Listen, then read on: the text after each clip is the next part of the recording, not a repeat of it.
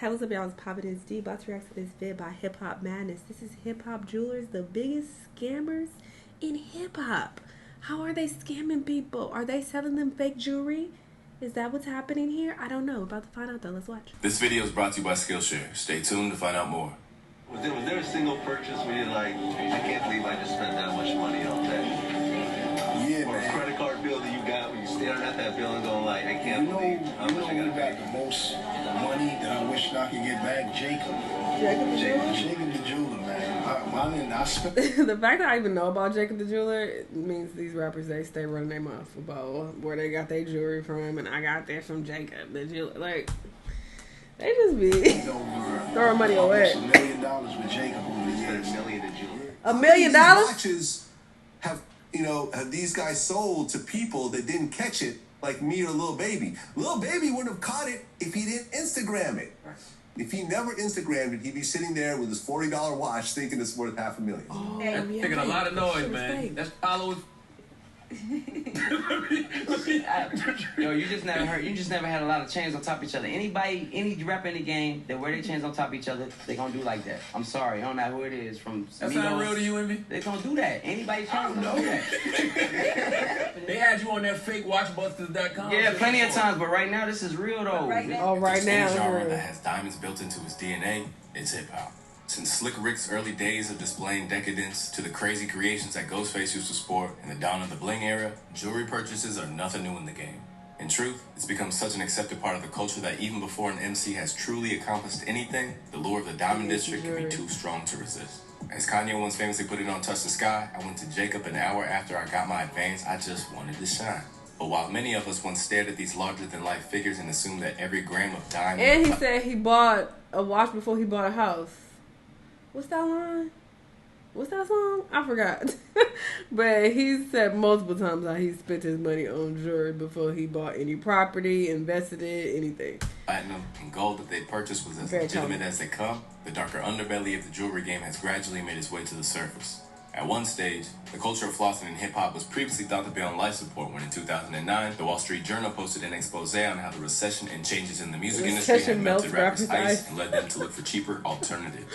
A lot of these rappers simply don't have the money for the real stuff anymore, proclaimed Beverly Hills jeweler Jason Arashimon said at the time. It's to the point where they are wearing imitation jewelry. And that's ridiculous. But as platforms such as YouTube and SoundCloud became star factories and hip-hop ascended to the rank of the world's most popular genre, flexing your diamonds returned with a vengeance, and soon, every rapper with even a regional hit was splashing out on signature pendants, bust-down diamond watches, iced-out grills, and more. And once again, a new generation of impressionable hip-hop lovers took their extravagant purchases and claims of massive spending sprees at face value. But with the rise of social media, these rappers' purchases are under more scrutiny than ever before. I'm getting on the stone, bro. man, come on. Where'd you get your jewelry from, dog? Nah, bro, nah, hold on. And as it has become clear, fakes are littered all over in today's marketplace.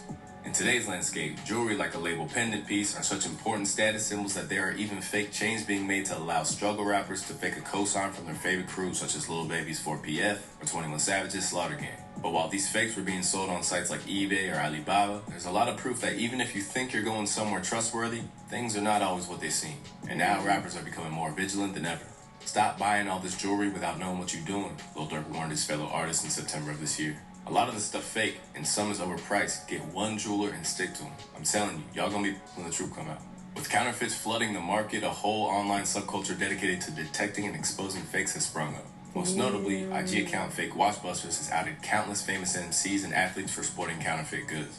Just 3 days after Durkio's warning to upcoming rappers, one of the most infamous examples of a rapper being finessed by jewelers came to light when Lil Baby showed off the 400,000 Patek Philippe watch that he'd worn as a part of his Met Gala fit on Instagram. Fans and fake watchbusters alike were quick to tell him that it wasn't the real deal. Within hours, Lil Baby placed Raffaello & Co., the outlet that sold him the timepiece, on blast. Now, at Raffaello & Co., y'all know better than to sell me, of all people, a fake or anything that could be called a fake, he wrote on Instagram. I stand on my name the same way y'all should. Ain't no such thing as a mistake when that money get involved. Suddenly faced with bad publicity, the owners issued a statement which claimed that I personally would never knowingly sell him or anyone else anything that is not 100% authentic. I have known Lil Baby for a while. There's nothing fake about him, especially his jewelry and watches. I want to personally apologize to Lil Baby for what has transpired. Raffaello & Co. took immediate action to rectify this. We pride ourselves in being an an honest business and will take great care to make sure nothing like this ever happens again.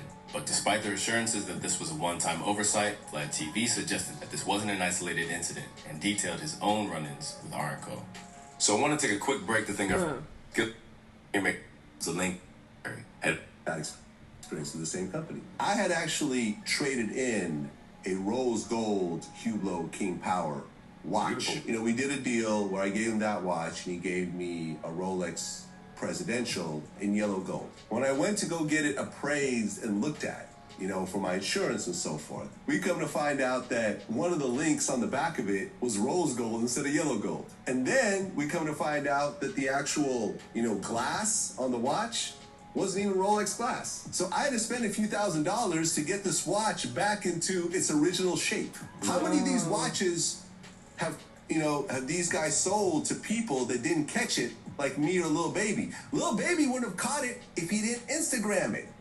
If he never Instagrammed it, he'd be sitting there with his $40 watch thinking it's worth $500,000.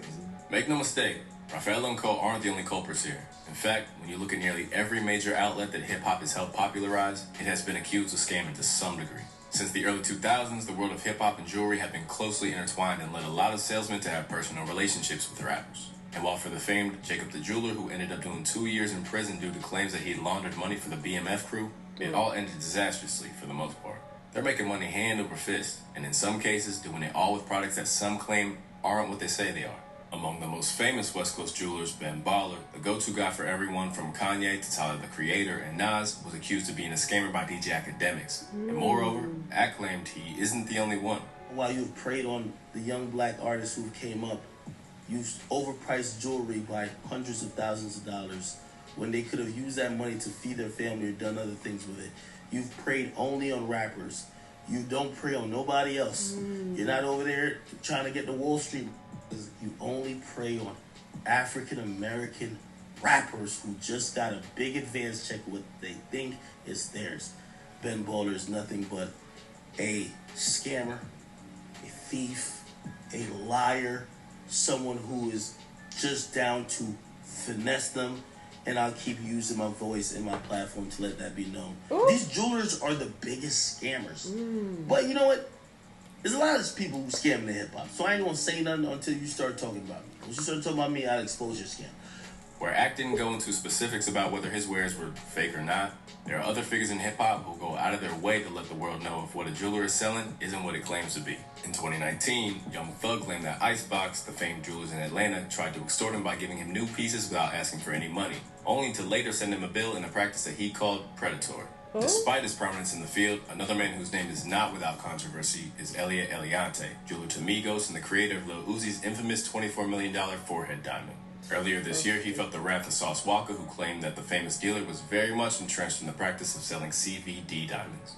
Oh, no, you did not jump in my diamond business. Eliante, you hot BB diamond scamming artist. That's why the rest of them jewelers be on your carbon vaccinated CVD diamond selling.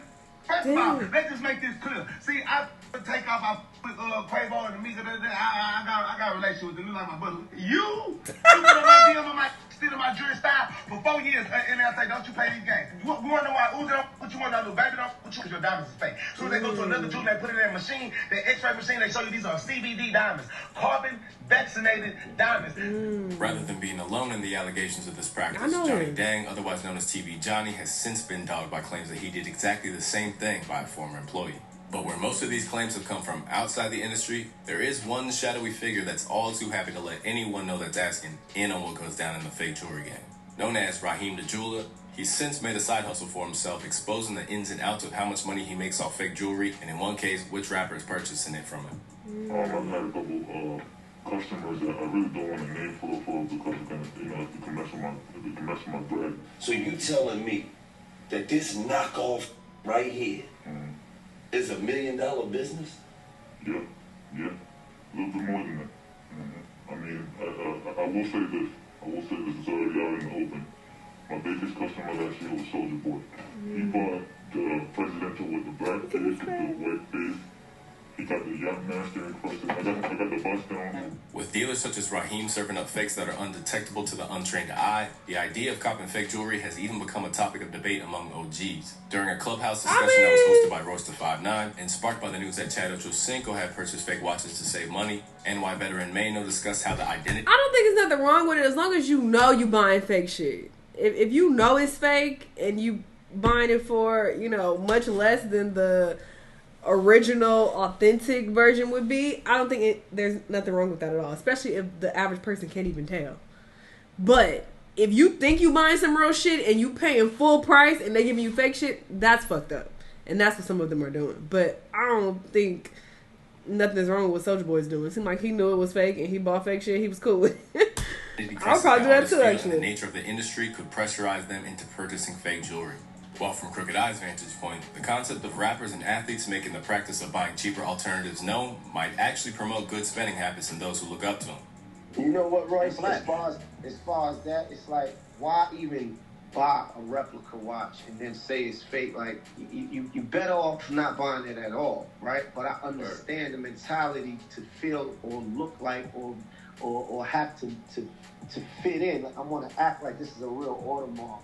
I want to act like this is a real Patek, and you got the money to do it, but you won't do it. I don't get that. Like, you might as well just go straight bare with nothing. You know what I mean? Go get you a Seiko or something like that. Do y'all think that energy is transferring to the youth though? Like, if somebody say, "Yo, I can afford this," you know what I'm saying? But I be wearing fake. I'm wearing replicas. You know what I mean? I'm spending less money. Is there a jewel in there for the youth in any of that energy?